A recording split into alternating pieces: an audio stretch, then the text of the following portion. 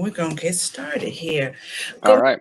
morning, everyone, and welcome to High School and Beyond. Today, we are very fortunate to have our own Hickory High School alumni, Mr. Brandon Pope, with us here today. Hey, Brandon, how are you? Good morning. How are you? Good. Thank you for joining us so early this morning. My So pleasure. let's just jump right into it. Tell us your company name and how long you've been an entrepreneur. My company's name is Pope Productions, and I have been an entrepreneur for 7 years now. Okay. So tell us a little bit about Pope Productions and what you do. So, Pope Productions is more of a video marketing agency here in Hickory, North Carolina. We focus on business films, aerial drone work, live event production, and wedding films. Okay. I have seen some of your work on social media, probably with some of the drone work that you've done hmm by business films. What are business films? Local videos for businesses, that kind of helps tell their story and helps connect them to the marketplace, basically. All right. All right. So, where did you go to college and how did you come up with this idea for owning your own business? What did you do in college maybe that helped you go this way? So I graduated from Lenore in 2008. 2008 wasn't the easiest time to go find a job anywhere. We were currently dealing with a recession and all that. So throughout the years, I just kept doing a lot of freelance work. A buddy of mine owned a marketing agency here in Hickory. So him and I on the weekends would started doing weddings. So he would do the photography part and I did the video part. And that's where I kind of learned, getting to like the storytelling part of doing video production. And then, just after resume and not getting hired, I was like, forget it. I'm just going to start my own business. So, and here I am today. So, what did you major in college? So I am a communications major at Lenore. I have a concentration in electronic media with a minor in business. So thankfully I get to use all my degrees. Awesome, awesome. If you could go back, would you change anything about that experience, your college experience, and not being able to find lucrative employment, right after school? Nah, I would not change a thing because I mean, entrepreneurship is like it's one of the greatest things in the world, but it's a lot of hard work too. So Okay. So, what advice would you give to middle school and high school students who say that they want to become a successful entrepreneur? I would say find something that you love and that you're passionate about because the old saying goes, if you do something you love, you never work a day in your life. I would say always be hungry, but always be humble and networking. I would not have as many opportunities if I've ever had if it wasn't just come to networking and just getting to know other people. Okay, so we say that all the time, network, network, network. But what does that really mean? Can you break that down for middle school and high school students? What does it mean to network? Just getting to know other people, finding out who they are, and if you can always learn to solve problems from people, you're never going to go wrong. Okay. With video production, I solve problems for businesses all day long, such as, people just don't have time to get out and, talk about their business. I can make a video for them and it becomes an automated process for them while they're focusing on the business aspect of their business. Okay. The videos out there promoting them and everything, I would say, if you could find out network opportunities in your local city, such as like the Chamber of Commerce, just any groups like that, and just getting to know people basically. I guess you could venture to say that word of mouth definitely helps too. Because if you can brainstorm and problem solve for one company, then they're going to be like, oh, yeah, go find Brandon Pope Yep. because he can do this. Absolutely. I still get word of mouth referrals to this day. So it still works. And if you can do a good job for somebody else is going to tell you about somebody else. And if you can always keep that rolling, and nothing beats that. Okay. All right. What would you say are the top 3 skills needed to be a successful entrepreneur?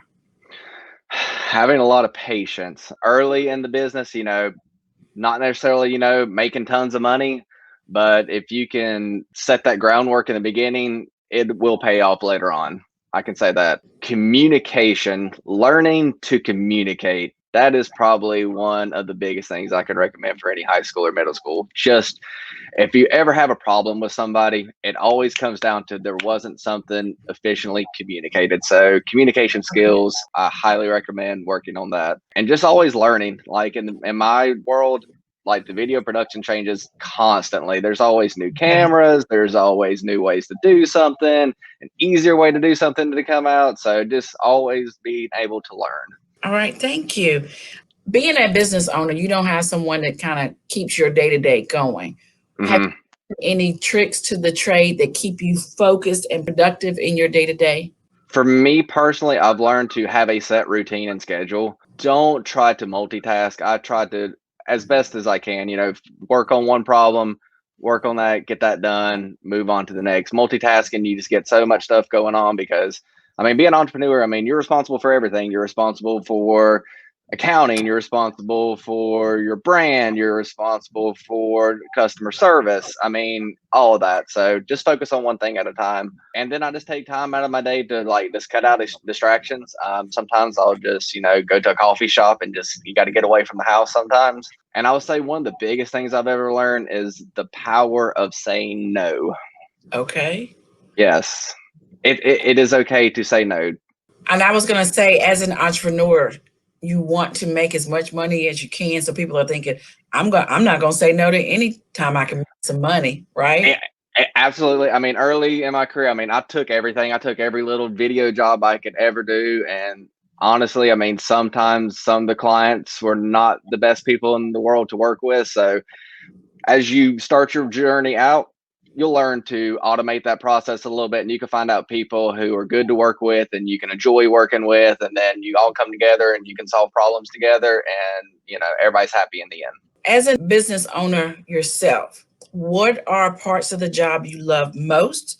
And what are some things you wish you didn't have to do?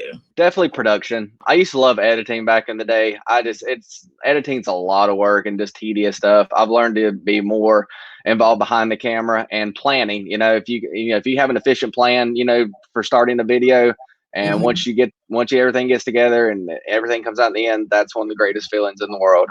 Not having to deal with probably accounting. Being a business owner, you have to keep up with accounting, quarterly taxes, all that good stuff. So that's probably one aspect I don't enjoy all the time, but so something you have to deal with.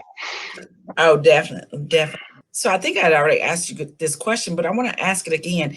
If you could start your career all over again, is Hmm. there something else that you would do?